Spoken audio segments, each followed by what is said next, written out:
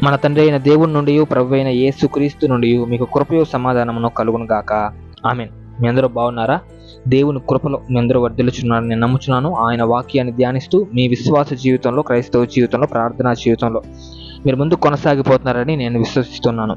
జ్ఞాపకం చేసుకుని ప్రియులారా, ఈరోజు మీకు తెలియజేయాల్సినటువంటి విషయం ఏంటంటే, ముందుగా మీరు మాకు అందించిన ప్రతి ప్రార్థనా విజ్ఞాపనను మానక తప్పక ప్రార్థించి ప్రభు పాదాల చెంత మీ ప్రతి అవసరతను ఉంచడం జరిగింది. ఆయన తప్పకుండా ప్రతి ఒక్కరికి న్యాయం చేస్తాడు.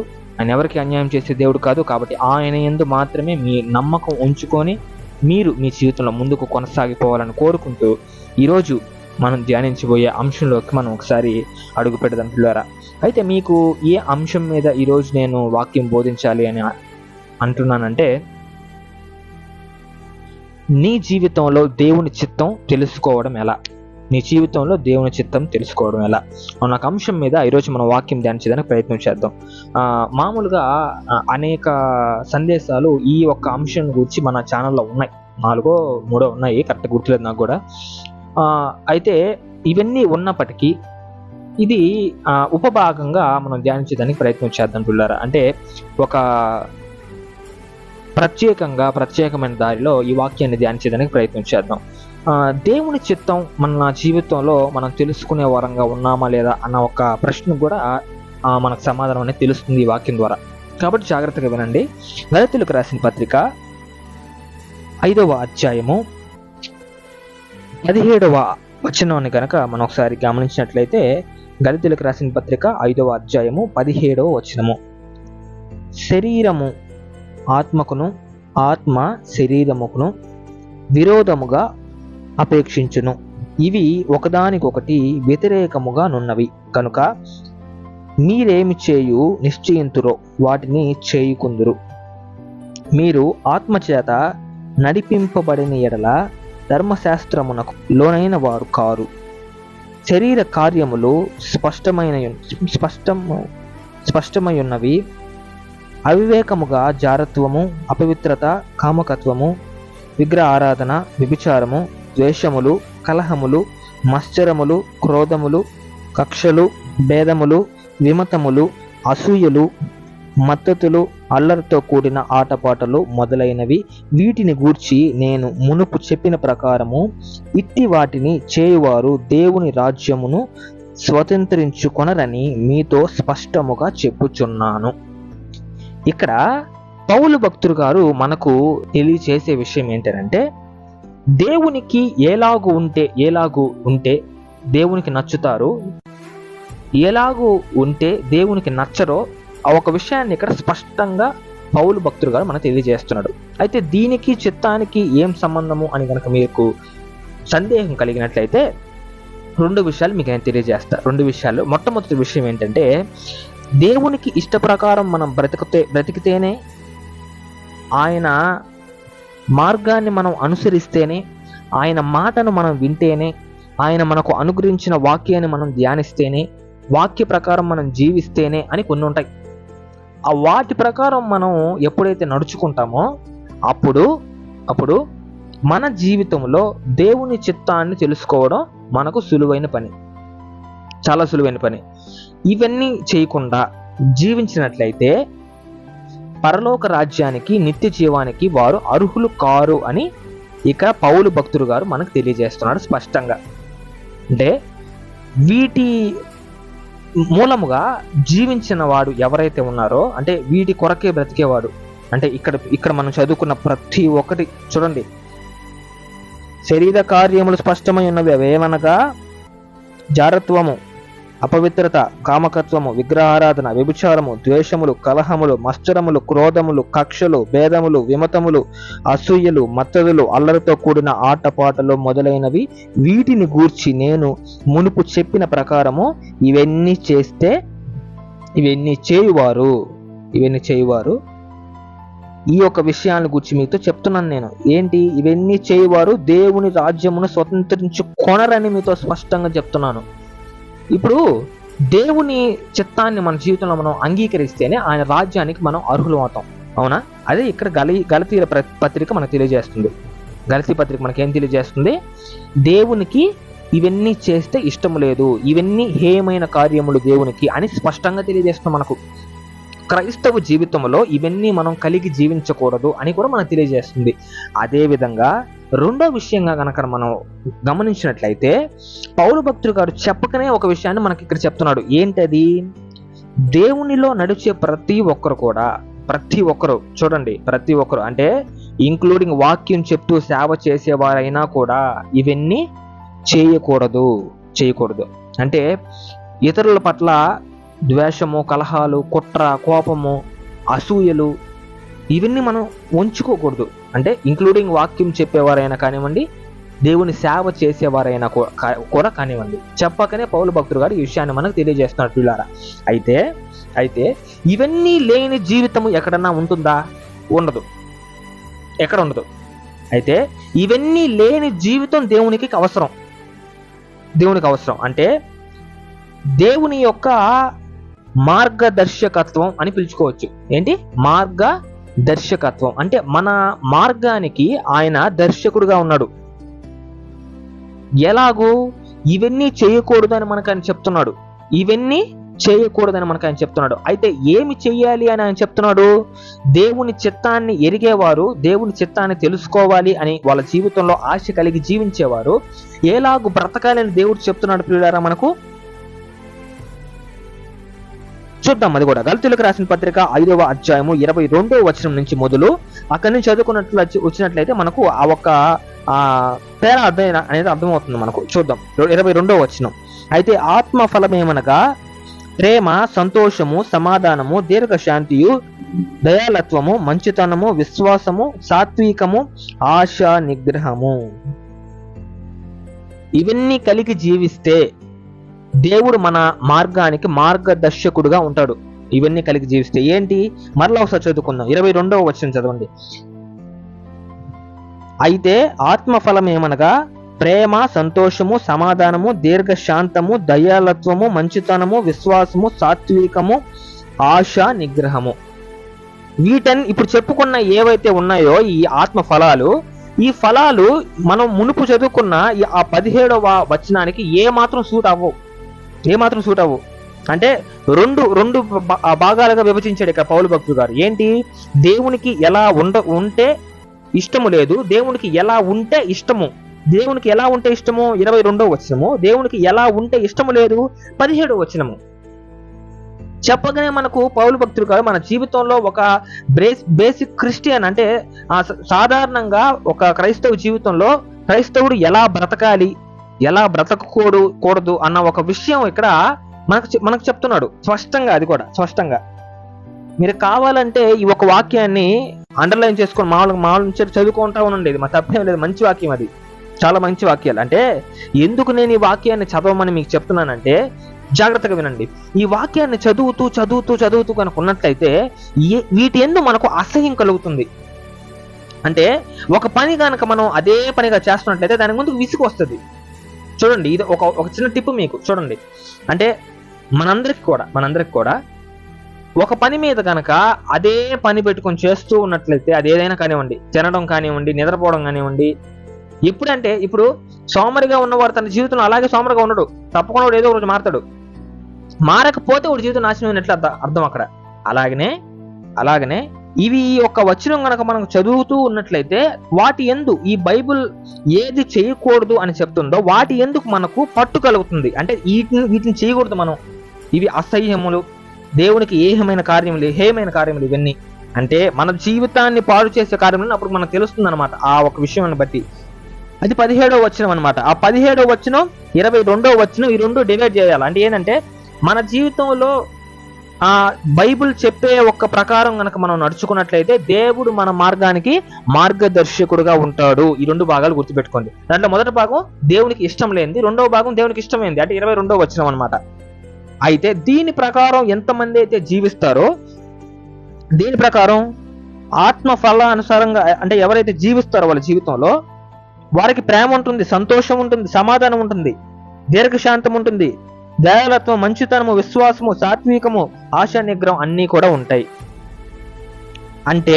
అంటే ఈ విషయాన్ని 22వ వచనం ప్రకారం గనక మన జీవితంలో మనం జీవించినట్లయితే దేవుని చిత్తాన్ని తెలుసుకోవడం మనకు సులువైన పని. దేవుని చిత్తాన్ని మనం తెలుసుకోవడం సులువైన పని. చూడండి, మన జీవితంలో చాలా మంది, ఇదేదో మీకు ఒక విమర్శగా కాదు కానివ్వండి, మనం నేర్చుకునే వాక్యంగా మనకి ఇది ఉంటుంది. ఏదో మిమ్మల్ని ఏదో తిట్టడానికి కాదు, మనందరం కూడా చేయాల్సిన పని. మళ్ళీ మిమ్మల్ని ఒకటే అంటే వేరేగా ఉంటుంది. మనందరం కూడా చేయాల్సిన పని. అంటే నేను చేస్తున్నా తారీఖని చెప్తున్నా మీకు. మన జీవితంలో మనం నిద్రలేయంగానే దేవునికి మన మొట్టమొదటి 24 నిమిషాలు, ఎక్కువ కూడా అవసరం 24 గంటలు కదా రోజుకే, 24 గంటలు రోజుకి కనుక 24 నిమిషాలు కనుక దేవునికి ఇవ్వగలిగితే ఆయన మనతో మాట్లాడతాడు. దేవునితో మాట్లాడడం కనుక నేర్చుకుంటే ఆయన చిత్తానుసారంగా ఎలా జీవించాలనే విషయం కూడా తెలుస్తుంది. దేవుణ్ణి విడిచిపెట్టేస్తే ఇవన్నీ ఏం తెలియవు. అందుకే మనం పరిగిస్తాం. ఏంటంటే మనకు మొత్తం కొంపకు నిప్పు అంటుకున్న తర్వాత తెలుస్తుంది కొంప పడిపోతుందని. ముందే మనం తెలుసుకోం. అదే మన జీవితం, క్రైస్తవ జీవితంలో కూడా అపవాది మన జీవితంలో చేరి అల్లకల్లోలం చేస్తున్న తర్వాత తెలుస్తుంది. అది ఒక చెప్తే తెలుసుకునేంత దూరంకి వెళ్తాం మనం.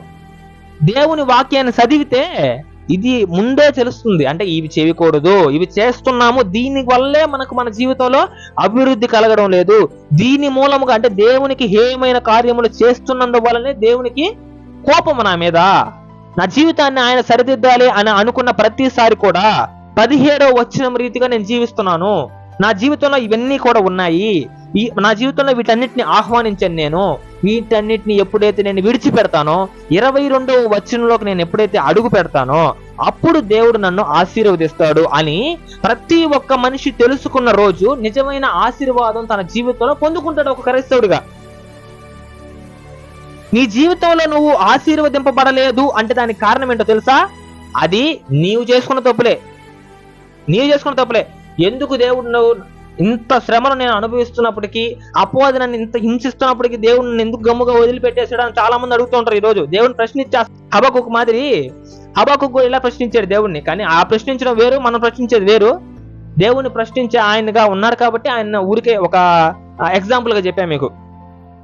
చెప్తా ఆయన గురించి ఒకరోజు చెప్తా మీకు తప్పకుండా. ఆయనలాగా జీవించాలన్న విషయం మనకు అర్థమవుద్ది. అది ఎందుకో కూడా చెప్తా. అయితే మనకు మన జీవితంలో ఇలా దేవుని చిత్తానుసారంగా నడుచుకోవాలి, జీవించాలి అని నేర్పిన మొట్టమొదటి వ్యక్తి ఎవరు? అనేక మంది ఉన్నారు, కానీ మొట్టమొదటి వ్యక్తి ఎవరు అనంటే యేసుక్రీస్తు ప్రభులు వారు. అయితే యేసుక్రీస్తు ప్రభుల వారికి ముందు కూడా, అంటే పాత నిబంధనలో కూడా నోవాహ్ అని, అబ్రహాం అని, దావీద్ అని చాలా మంది ఉన్నారు. కానీ యేసుక్రీస్తు ప్రభుల వారిని మాత్రమే ఎందుకు స్పష్టంగా మన జీవితంలో మనకు చెప్తారంటే, వాక్యానుమూలంగా కూడా ఆయన్నే ఎందుకు పాయింట్అవుట్ చేసి యేసుక్రీస్తు ప్రభుల వారిని ఎందుకు చెప్తారు అని గనక మనం చూసినట్లయితే, గమనించినట్లయితే ఆయన మన కొరకు చేసిన త్యాగాన్ని బట్టి ఏంటంటే ఆయన చిత్తానుసారముగా తండ్రి చిత్తానుసారముగా నడుచుకున్నాడు. తండ్రి చిత్తానుసారముగా ఆయన నడుచుకున్నాడు కనుక ఈ ఒక్క 17వ వచనంలో చూపిన ఏ ఒక్కటి కూడా ఆయనలో లేదు కనుక ఆయన దేవుని చిత్తాన్ని నెరవేర్చాడు అన్న ఒక విషయం మనకు తెలియజేస్తుంది పిల్లారా వాక్యం. దేవుని చిత్తాన్ని అంటే తండ్రి చిత్తాన్ని నెరవేర్చిన కుమారుడు. అలాగే మనము సర్వ శరీరమైన ఉన్న మనము దేవునికి ఎలా పిల్లలమై ఉన్నామో, అయితే తండ్రి చిత్తాన్ని నెరవేర్చే వారంగా ఈరోజు మన జీవితంలో మనం జీవిస్తున్నామా? ఇది ప్రశ్న. మనము మొట్టమొదటిగా మనం చెప్పుకుంది ఏంటి? ఎలాగూ ఉంటే దేవుని చిత్తానుసారముగా జీవించడం మనకు జరుగుతుంది. దేవుని చిత్తాన్ని మన జీవితంలో ఎలా ఆహ్వానించాలి, దేవుని చిత్త ప్రకారం మనం ఎలా జీవించాలి, ఆయన చిత్తం మేము ఎలా తెలుసుకోవాలి సులువుగా అని అంటే, వీటన్నిటికీ దారి ఏంటంటే 17వ వచనం రీతిగా జీవించకపోవడమే. వీటన్నిటిలో ఏది నోట్ చేసుకొని కావాలంటే మళ్ళీ చెప్తాను, నేను చదివి వినిపిస్తాను మీకు. గలతీయులకు రాసిన పత్రిక 5వ అధ్యాయం 17వ వచనం నుంచి చదవండి, మీకు అన్ని అర్థమవుతాయి. అదే మీకు చదవండి బైబిల్ చదివితే దాని విషయంగా అర్థమవుతుంది మీకు. 17వ వచనం చదవండి. శరీరము ఆత్మకును, ఆత్మ శరీరముకును విరోధముగా అపేక్షించును, ఇవి ఒకదానికొకటి వ్యతిరేకముగా ఉన్నవి. చూడండి, ఒకదానికొకటి వ్యతిరేకంగా ఉన్నది ఏంటి? దేవుడు అనుగ్రహించిన ఆత్మ మరియు శరీరం ఈ రెండు ఒకటి కాదు. ఎందుకు కాదు? దేవుని ఇచ్చిన ఆత్మ ప్రకారం గనక మనం జీవించినట్లయితే స్పష్టంగా ఉంటుంది మన జీవితం. ఈ యొక్క లోకానుసారంగా వెళ్ళేటిది ఏంటి? శరీరం. లోకానుసారంగా అంటే లోక ఆస్తులు కావాలి, లోకానుసారంగా జీవించే క్రియలు ఏవైతే ఉన్నాయో ఇవన్నీ కూడా శరీరమే అట్రాక్ట్ చేస్తుంది, ఆత్మ అట్రాక్ట్ చేయదు. ఎందుకంటే ఆత్మ దేవుని అనుగ్రహించేది కాబట్టి. అందుకే ఇక్కడ పౌలు భక్తుడుగా చెప్తున్నాడు, శరీరము ఆత్మను, ఆత్మ శరీరకును విరోధముగా అపేక్షించును, ఇవి ఒకదానికొకటి వ్యతిరేకముగా ఉన్నవి, కనుక మీరేమి చేయు నిశ్చయింతురో వాటిని చేయుదురు. అంటే భూమి మీద నిలబడి ఉండేది దేంతో? భూమి మీద నిలబడి ఉండేది ప్రాక్టికల్ గా శరీరముతో. అంటే స్పర్శ విధంగా మనం గనక ఒకసారి జ్ఞాపకం చేసుకున్నట్లయితే ఒక మనిషిని ఒకరు మనిషి తాకచ్చు, ఆత్మను తాకగలుగుతావా? తాకలేవు. కేవలం పరిశుద్ధాత్మ దేవుణ్ణి మాత్రమే మనం ఎక్స్పీరియన్స్ చేయగలుగుతాం, కానీ నీ ఆత్మ నేను కానీ నా ఆత్మ నీవు కానీ తాకలేవు. తాకగలుగుతావా? మీకు ఆ శక్తులు కానీ ఉన్నాయా? ఉంటే ఎవరికన్నా, మనకైతే తెలియదు. అలా తాకలేము. కనుక భూమి మీద నిలబడి ఉన్న ప్రతి ఒక్క దాన్ని కూడా శరీరం అనేది అట్రాక్ట్ చేస్తుంది. అపవాదిలోకి మనం వెళ్ళిపోయేదానికి మూల కారణం మన శరీరమే. ఇది జ్ఞాపకం చేసుకోండి. చిత్తం ఈ మాటకు కనుక వచ్చినట్లయితే మళ్ళీ చెప్తారు, నోట్ చేసుకోండి. వ్యతిరేకముగా ఉన్నవి కనుక మీరేమి చేయి నిశ్చయించురో వాటిని చేయుదురు. ఓకే, 18వ వచనం నుంచి చదవండి. మీరు ఆత్మ చేత నడిపింపబడిన ఎడల ధర్మశాస్త్రమునకు లోనైన వారు కారు. శరీర కార్యములు స్పష్టమై ఉన్నవి. అవేవనగా జారత్వము, అపవిత్రత, కామకత్వము, విగ్రహారాధన, వ్యభిచారము, ద్వేషములు, కలహములు, మత్సరములు, క్రోధములు, కక్షలు, భేదములు, విమతములు, అసూయలు, మద్దతులు, అల్లరితో కూడిన ఆటపాటలు మొదలైనవి. అంటే ఇంకా ఉన్నాయి. అక్కడ ఫుల్ స్టాప్ పెట్టిన అయిపోతాం, ఇంకా ఉన్నాయి. కోపం కానివ్వండి, వేస్ట్ గా వచ్చే మాటలు కానివ్వండి, దేవునికి హేయమైన ఏది అయినా కూడా నిన్ను ఆయన చిత్తంలో నుంచి బయటికి తీసుకొస్తుంది, లోకాన్ని చూపిస్తుంది. లోకంలో ఉన్న అందమైన వాటిని నీ కంటికి చూపిస్తుంది. నీ శరీరం వాటిని కావాలనుకుంటుంది. అప్పుడు నీవు ఆత్మానుసారంగా వెళ్ళవు, శరీరానుసారంగా వెళ్తాం. మనలో ప్రతి ఒక్కరం కూడా శరీరానుసారంగానే వెళ్తాము. ఆత్మ వేరు, శరీరం వేరు. ఆత్మరీతిగా గనక మనం జీవించినట్లయితే ఎప్పుడో ఆశీర్వాదం వచ్చింది మనకు. అయితే ఇప్పుడు కలగలేదా అని కనుక మేము చెప్పినట్లయితే యేసుక్రీస్తు ప్రభుల వారు మాదిరి మనం జీవించడం అసాధ్యం. ఏంటి? యేసుక్రీస్తు ప్రభుల మాదిరి మనం జీవించడం అసాధ్యం. మరి ఎందుకు ఈ మాట అంటున్నాను నేను? చూద్దాం. పేతురుకు రాసిన మొదటి పత్రిక 2వ అధ్యాయము 22వ వచనం గనక మనం చూసుకున్నట్లయితే, పేతురుకు రాసిన మొదటి పత్రిక 2వ అధ్యాయము 22వ వచనము. ఆయన పాపము చేయలేదు, ఆయన నోటను ఏ కపటమును కనబడలేదు, ఆయన దూషింపబడి బదులు దూషింపలేదు, ఆయన శ్రమ పట్టబడి బెదిరింపక న్యాయముగా తీర్పు తీర్చు దేవునికి తన్ను తాను అప్పగించుకొనెను. అంటే దేవుని చిత్తానికి తన్ను తాను అప్పగించుకున్నారు. ఎవరు? యేసుక్రీస్తు ప్రభుల వారు. మరి ఇంతకుముందు ఎవరు అప్పగించుకోలేదని అంటే లేదు. దేవుని దారిలో నడవడం వేరు, దేవుని మాట వినడం వేరు, దేవునికి మనల్ని మనం అప్పగించుకోవడం వేరు. చూడండి, మీ కన్ఫ్యూజన్ వచ్చినా సరే పర్వాలే, జాగ్రత్తగా వాక్యం వినండి చాలు. మనం ఎలా రక్షింపబడతాం? దేవుని చిత్తం మన జీవితంలోకి ఎప్పుడైతే ఆహ్వానించబడుతుందో అప్పుడు మనం ఎప్పుడు రక్షింపబడతామంటే, అంటే ఎవరైతే తన జీవితంలో 17వ వచనంలో ఉన్న ఒక్కటైనా మా నుంచి దేవుడు తీసేయాలి అని కోరుకుంటూ బ్రతుకుతారు చూసారా, ఆ ఆశ కలిగి. ఏంటి 17వ వచనంలో ఉండేవి ఏంటి? చెప్పిన ప్రతి ఒక్కటి ఆత్మానుసారంగా నడిపింపబడని ఎడల ఇవన్నీ వస్తాయి కదా. ఇవన్నీ మా దగ్గర నుంచి దూరము చేయి తండ్రి, వీటిని మేము అసహించుకునే దానికి మా జీవితంలో మాకు ఒక సహాయం మాకు చేయి, నువ్వు మాకు ఒక అవకాశాన్ని అనుగ్రహించు అని కోరుకుంటూ ప్రార్థిస్తుంటారు చూసారా, వారికి దేవుని చిత్తం అనే ఒక అవకాశం కలుగుతుంది. మరి పాపము చేశానని వారికి తెలిసినప్పటికీ కొంతమంది పశ్చాత్తాపం లేకుండా తిరుగుతుంటారు. పాపానికి పశ్చాత్తాపం కనుక నీకు లేదంటే దేవుని చిత్తం నీలోకి రాదు. దేవుని చిత్తం నీలోకి రాలేదంటే 17వ వచనంలో ప్రతి ఒక్కటి నువ్వు జీవిస్తున్నట్టే లెక్క. అన్న ఇది చేశాను, నీకు చేయడం లేదు, నాకు అసూయ ఒకటే ఉంది, ద్వేషం లేదు, ద్వేషం ఒకటే ఉంది, క్రోధం లేదు, క్రోధం ఒకటే ఉంది, నాకు వ్యభిచారం లేదు అని అంటే కుదరదు. ఆ 17వ వచనంలో ఉన్న ప్రతి ఒక్క దాన్ని మీరు జ్ఞాపకం చేసుకోండి, ప్రతి ఒక్క దాన్ని జ్ఞాపకం చేసుకోండి. దాంట్లో ఒకటి ఉండి ఒకటి లేదంటే కుదరదు. ఒకటున్నా సరిపోద్ది, ఒకటున్నా 100 ఉన్నట్టే. అది పరిశుద్ధ గ్రంథం. ఎక్కడ తెంచాలో అక్కడ తెంచుతుంది, ఎక్కడ కట్టాలో అక్కడ కడుతుంది. ఇదే పరిశుద్ధ గ్రంథం కొన్న ప్రత్యేకత.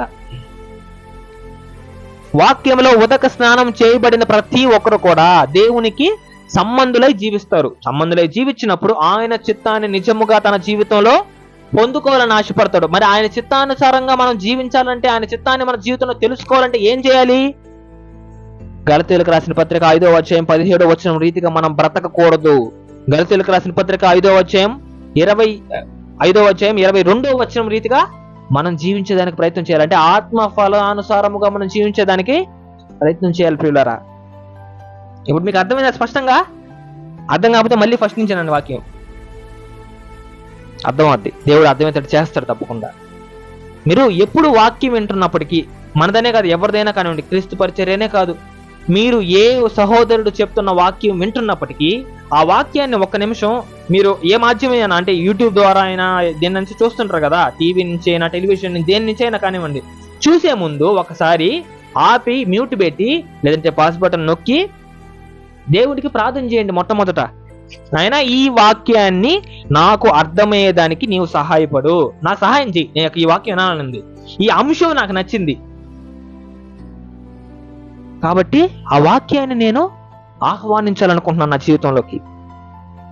యేసుక్రీస్తు ప్రభుల వారిని మాత్రమే నేను ఎందుకు పాయింట్ చేసి చెప్పాను తెలుసు? ఒక చిత్తానికి ఆయన తన్ను తాను తండ్రి చిత్తానికి అప్పగించుకున్నాడు. అంటే తండ్రి ఏది చెప్పాడో అది చేసే పిల్లలముగా మన జీవితంలో మనం జీవించాలి పిల్లలారా. తెలుసుకుంటాం, తప్పకుండా తెలుసుకుంటాం ఆయన చిత్తాన్ని. ఎందుకు తెలుసుకో? తప్పకుండా తెలుసుకుంటాం, బ్రహ్మాండంగా తెలుసుకుంటాం, 100% తెలుసుకుంటాం ఆయన చిత్తాన్ని. ఎప్పుడు? గలతీయులకు రాసిన పత్రిక 5వ అధ్యాయము 22వ వచనం రీతిగా మనం జీవించినప్పుడు. మరలా దీంట్లో కూడా ఒకటి ఉంది. 22వ వచనంలో ఉన్న ప్రతి ఒక్క ఆత్మఫలము కూడా వాటిల్లో ఒకటి ఉండి ఒకటి లేకపోయినా కుదరదు, అన్నీ ఉండాలా, ప్రతి ఒక్కటి ఉండాలా. ఇది కూడా పాపం కిందకే అవుద్ది. ప్రేమ ఉండి దయ లేకపోతే వేస్ట్, దయ ఉండి ప్రేమ లేకపోతే వేస్ట్. పరిశుద్ధ గ్రంథముల పిల్లారా, మిమ్మల్ని ఏదో హింసించడానికి, మిమ్మల్ని ఏదో మానసికంగా ఒత్తిడి మీ దగ్గర పెట్టాలని, లేదంటే ఇంకేదో వాటి రీతిగా వాక్యం ఉండదు. మన జీవితాన్ని శుద్ధి చేసే ఏ మాట అయినా, మన జీవితాన్ని శుద్ధి చేసే ఏ కార్యమైనా కూడా మనిషికి చేదుగానే ఉంటుంది. ఎందుకు? శరీరం వలన. ఏదైనా కూడా ఆ మాట మనం విన్నప్పుడు, మంచి మనం విన్నప్పుడు ఎప్పుడైనా మనకు కూడా చేదుగానే ఉంటుంది ఆ మాట. తీపి అయితే అపవాది కాబట్టి, తీపి అపవాది అంటే శరీరం, అది బాగా వింటాం. అంటే ఏంది అంటే ఏంటి? దేవుని చిత్తాన్ని మనం వినడం మనకి ఇష్టంలే, దేవుని మాటలను మనం వినడం ఇష్టంలే, దేవుని వాక్యాన్ని చదవడం మనకి ఇష్టంలే. సినిమాలు చూడమంటే అందరం బాగా చూస్తాం, టీవీ షోలు, సినిమాలు, జబర్దస్తులు, ఇంకోటి చూడమంటే ఇవి బాగుంటాయి మనకు. దేవుని చిత్తాన్ని అనే ఒక మాటకు వచ్చేటప్పటికి అపవాది ఎక్కడి నుంచి వస్తాడో రెక్కలు కట్టుకుంటూ వస్తాడు. అమ్మ రక్షింపబడేటట్టున్నాడు వీడు, రక్షింపబడేటట్టు నీమే అయిపోతుంది నా పని. ఒక్కరు రక్షింపబడకుండా ఉండేదానికి నేను ఇక్కడ తిరుగుతూ ఉన్నాను. ఎలాగా? గర్జించు సింహం వలె. అపవాది ఎలా తిరుగుతాడంట? గర్జించు సింహం వలె తిరుగుతాడంట, మనల్ని రక్షణలోకి పోనీయకుండా ఆపేదానికి. ఎవరిని మృంగుదునా అని. మరి అపవాది నోట్లోకి మనం వెళ్లకుండా దేవుని కృపని మనం పొందుకొని, ఆయన చిత్తాన్ని మనం తెలుసుకొని, మన జీవితంలో మనం ఆయన యందు నమ్మకం ఉంచి ముందుకు కొనసాగిపోవాలని కోరుకుంటూ ఈ చిన్న వాక్యాన్ని ఆయన దీవించునుగాక, మన కుటుంబాలందరికీ ఆయన తోడేందుకు కాపాడి నడిపించునుగాక. ఆమేన్. ప్రార్థన.